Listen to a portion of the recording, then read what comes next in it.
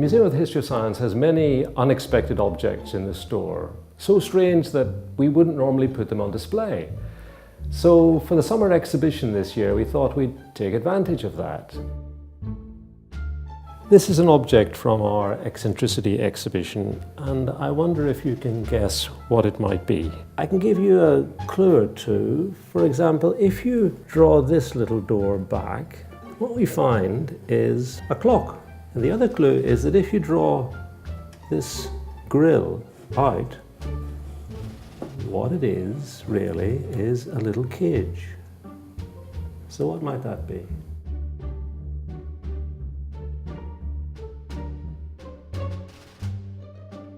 This is one of the more remarkable objects in the Eccentricity Exhibition. It's a Chinese typewriter, and in the West that's become a byword for something that is extraordinarily complex, almost absurdly difficult to master.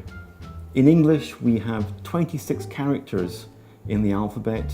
There are thousands in the Chinese language, but it can be done. You can create a Chinese typewriter.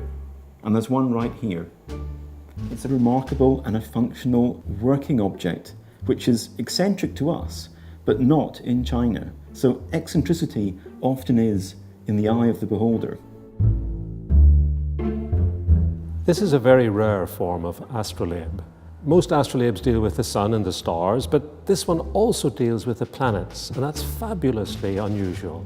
There are only 2 astrolabes like this one in the world. The museum has always concentrated on the fact that this is such a fabulously rare astrolabe, and until now has never bothered to mention in public that it very probably belonged to the famous, perhaps notorious, soothsayer Nostradamus. So Nostradamus would have used an instrument such as this to provide the data for his astrological work, and in fact we believe that he used this very instrument. What this is a Japanese clockwork fly trap.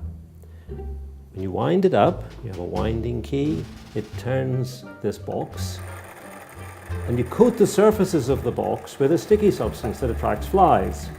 The flies are attracted, they get taken round as this thing turns, and this flap sweeps them off, so they get dislodged, and then they fly up towards the light and get trapped in this cage. And it actually works. When we cleaned the fly trap for the eccentricity display, we found that there were still lots of flies. When we were putting together the Eccentricity Exhibition, we hardly looked at any of the beautiful, the powerful, the ingenious objects that we have on display in the museum. Instead, what we did was to go into store, into the reserve collection, into the items that we don't normally put on display. That's where we found the things that were eccentric, odd, curious, unexpected. And now we want to give you a chance to be here in the museum too. We've created a special space, we've created a 4th plinth, an empty surface on which we can receive, it might be an art object, it could be a curious invention, it could be a family heirloom, something that's been lost in the attic. Just the perfect things that we think could be here on the Eccentricity 4th plinth. If you want to find out about it, go to the museum's website, we have all the information there, and then you could be here on the 4th plinth.